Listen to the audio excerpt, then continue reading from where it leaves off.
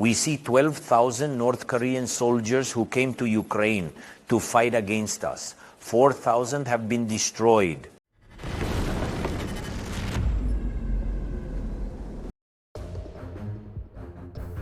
Ukrainian forces recently advanced in their main salient in Kursk Oblast amid continued fighting in the area on January 16th.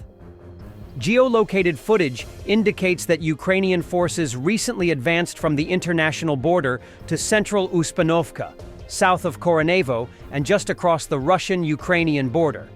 A Russian mill blogger claimed that Russian forces advanced north and northeast of Makhnovka, south of Sudzha. But the Institute for the Study of War has not observed confirmation of this claim. A Russian source claimed that Ukrainian forces counterattacked near Makhnovka. In the same analysis, the Institute for the Study of War is saying that the entire North Korean contingent of roughly 12,000 personnel currently in Kursk Oblast may be killed or wounded in action by mid-April 2025 should North Korean forces continue to suffer from their current high loss rate in the future. Ukrainian President Volodymyr Zelensky stated in early January that 3,800 North Korean personnel had been killed or wounded in Kursk Oblast. Ukrainian Defense Minister Rustem Umerov stated that North Korean forces were engaged in small-scale clashes in Kursk Oblast, but Russian mill bloggers began claiming that North Korean forces were participating in more significant combat operations.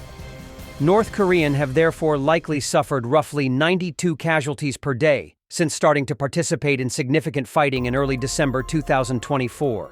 North Korea reportedly transferred roughly 12,000 North Korean personnel to Kursk Oblast, and the entirety of this North Korean contingent in Kursk Oblast may be killed or wounded in roughly 12 weeks, about mid-April 2025, should North Korean forces continue to suffer similarly high casualty rates in the future. South Korea's National Intelligence Service stated that so far 300 North Koreans have been killed in action and 2,700 have been wounded in action in Kursk Oblast. North Korean forces will likely continue to suffer a larger ratio of wounded to killed in action, as is typical for armed conflict, and it is unclear if or when injured North Korean soldiers return to combat. Zelensky made a statement about the situation on the front line. According to the president, the most challenging situation is in the east due to the high concentration of Russian troops and equipment. While Ukraine has fewer forces in the area, the enemy is suffering significant losses. As you can see, things are not going very well for the Russians if they started involving other countries in this war. We see 12,000 North Korean soldiers who came to Ukraine to fight against us. 4,000 have been destroyed.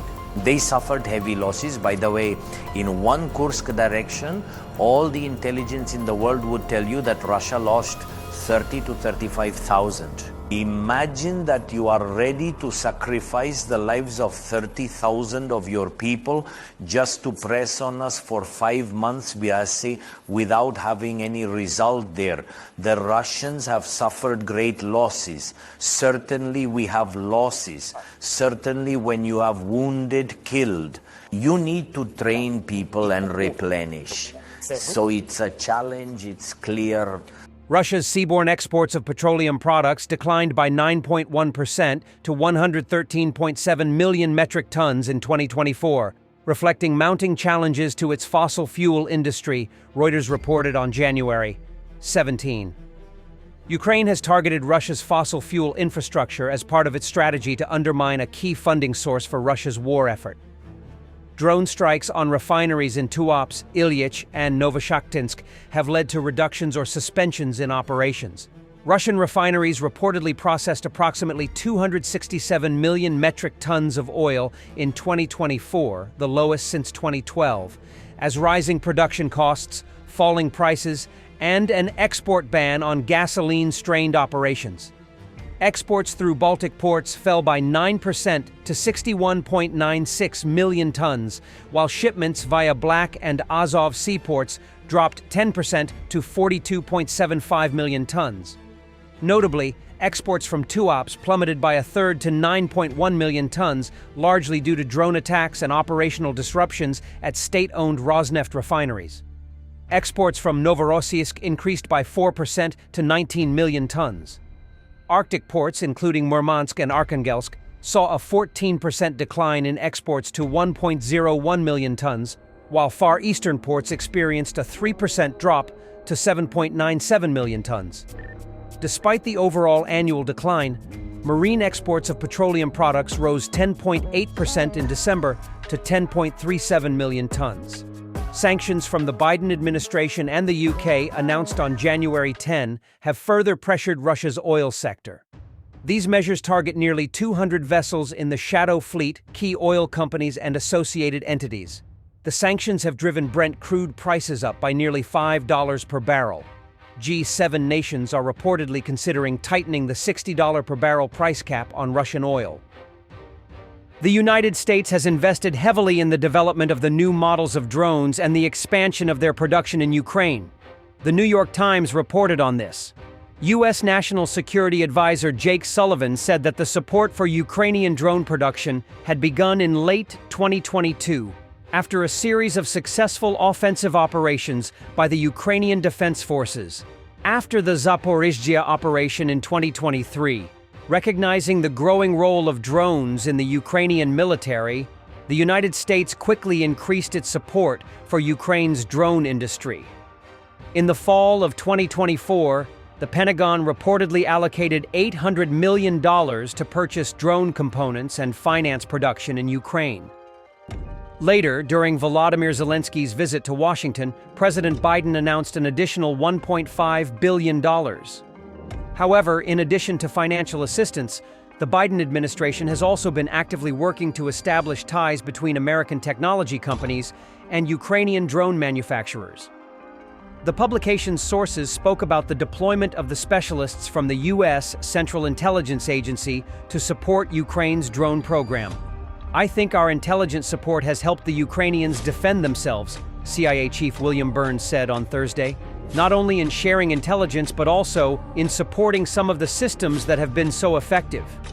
In the absence of long-range weapons, such as long-range cruise missiles, the Ukrainian industry began to develop technologically simpler models of attack drones to strike strategic targets in the deep rear of the Russian Federation. The first production models of full-fledged Beaver attack drones began operating in 2023, but the deep strike tactic began to develop a year later with the transfer of funding from volunteers to the state and the scaling up of production. Last year was the largest in terms of the number of successfully attacked strategic targets and the number of drones used. According to the Ministry of Defense, the Ukrainian defense industry supplied more than 6,000 long-range drones to the Ukrainian Defense Forces in 12 months. In total, the Ukrainian military has received more than 1.2 million drones. In particular, the Ukrainian Defense Forces received more than 40,000 reconnaissance drones, including more than 12,000 night drones. Along with them, another 5,000 reconnaissance UAVs, such as Shark, HOR, Furia, etc. More than 30,000 bomber drones of various types were also delivered. Thanks for watching, and don't forget to subscribe. Also, if you want to support Warthog Defense, please become our member and get early access to new videos, exclusive members-only videos, and become administrator in comment section. The membership link is in the description. Every day. We had a guy last week at 6 rescues in 6 days. He's doing the job every day.